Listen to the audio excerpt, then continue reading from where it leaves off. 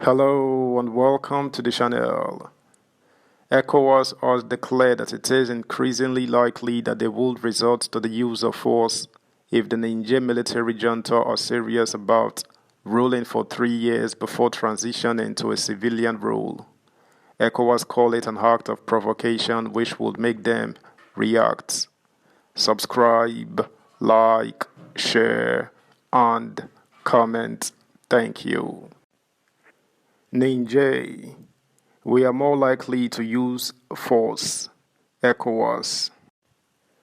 The Economic Community of West African States, Ecowas, said yesterday it was more likely to use military force to restore constitutional order in Niger Republic if the military junta, led by General Abdurrahmane Chiani, was hell-bent on its 3-year transition plan before returning the country to civil rule.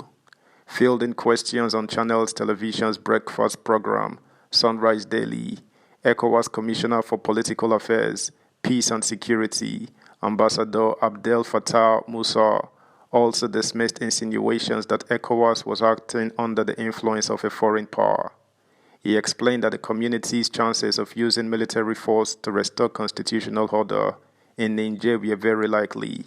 He said, "Right from the 1960s, I have never seen a coup that has not enjoyed continuous support from the people.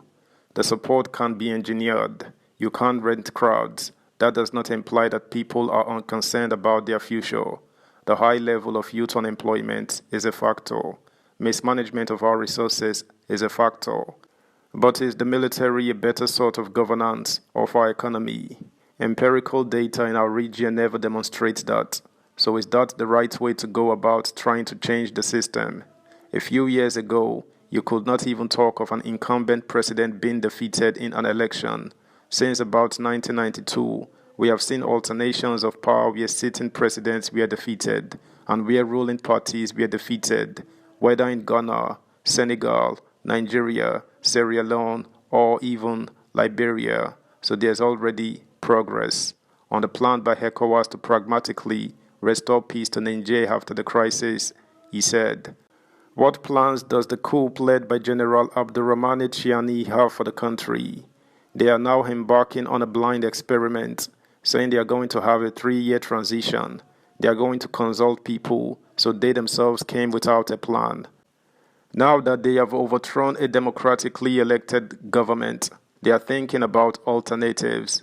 We have seen that where coups have occurred, we have not seen any major alternative better to save the population the military claimed to save in those countries. So before the coup, ECOWAS had identified the cascading regime moving from Burkina Faso to coastal countries as an existential trend that threatened the livelihood of West African citizens and was an impediment to economic development. Let's first remove that obstacle and put in place a regional plan for governance, which is already there. So there are rules and engagement for developing the country through regional and economic integration and increasing intra- and West African trade. All these are there, but they take time to bear fruit, and the military is not an alternative. We are just talking about West Africa as if it were an island. All these challenges we are talking about are global. Even in most advanced countries, ordinary people are suffering, and they have not chosen to take part in overthrowing their governments. So why here? The inflation in the US, UK, and other parts of Africa is not better than what we are seeing in West Africa today.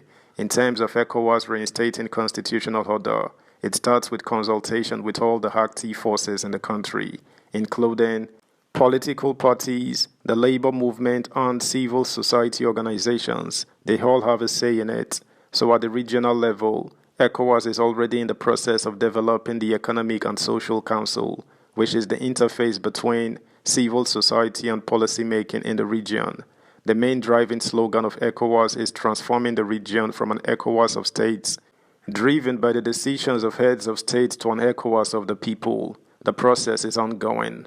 Asked on a scale of 1 to 10 how likely ECOWAS will deploy force in Niger, Musa said, "Personally, my wish is that it should be at 0, but I think given the posture of the regime, I will put it at 7. Because if they continue to frustrate the non-violent proposal to reinstate constitutional order, and then give an unacceptable timetable for return to constitutional order, they make the use of force more likely.